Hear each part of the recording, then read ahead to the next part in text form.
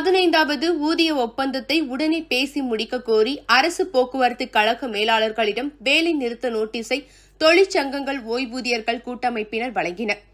தஞ்சை ஜெபமாலைபுரம் அரசு போக்குவரத்து கழக பணிமனை முன்பு அனைத்து தொழிற்சங்கங்கள் மற்றும் ஓய்வூதியர்கள் கூட்டமைப்பு சார்பில் நேற்று காலை ஆர்ப்பாட்டம் நடந்தது. இதற்கு சிஐடியு மத்திய சங்க பொருளாளர் ராமசாமி, ஏஐடியுசி மத்திய சங்க பொதுச் செயலாளர் தாமரை செல்வன், ஐஎன்டியுசி நிர்வாகி மணிகண்டன் ஆகியோர் தலைமை தாங்கினர்.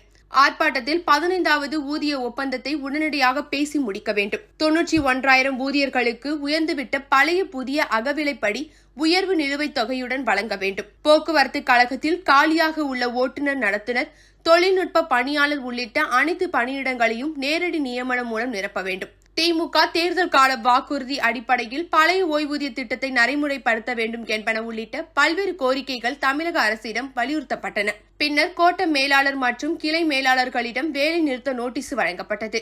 அதில் 6 வார காலத்திற்குள் வேலை நிறுத்தத்தில் ஈடுபடுவோம் என கூறப்பட்டிருந்தது. இதேபோல் தஞ்சை அரசு விரைவு போக்குவரத்து கழக அலுவலகம், திருவையாடு, ஒரத்தநாடு, பட்டுக்கோட்டை, பேராவூரணி, கும்பகோணம் நகர் 1, கும்பகோணம் நகர் 2, கும்பகோணம் புறநகர் பொது மேலாளர் மற்றும் மேலாண் இயக்குநர் ஆகியோரிடம் போக்குவரத்து தொழிலாளர்கள் வேலை நிறுத்த நோட்டீஸை வழங்கினர். தஞ்சை புறநகர் கிளை மேலாளரிடம் சிஐடியு மத்திய சங்க தலைவர் கார்ல் மார்க்ஸ் தலைமையிலும், அரசு விரைவு போக்குவரத்து கழக கிளை மேலாளரிடம் சிஐடியு மாநில துணை செயலாளர் வெங்கடேசன், ரிவா சங்க தலைவர் ஞானசேகரன் தலைமையிலும் வேலை நிறுத்த நோட்டீஸ் வழங்கப்பட்டது. இதில் சிஐடியு நிர்வாகிகள் செந்தில்குமார், முருகானந்தம், அர்ச்சுனன், ஏஐடியுசி சம்மேளனத்தின் துணைத் தலைவர் துரை மதிவாணன் மற்றும் பலர் கலந்து கொண்டனர்.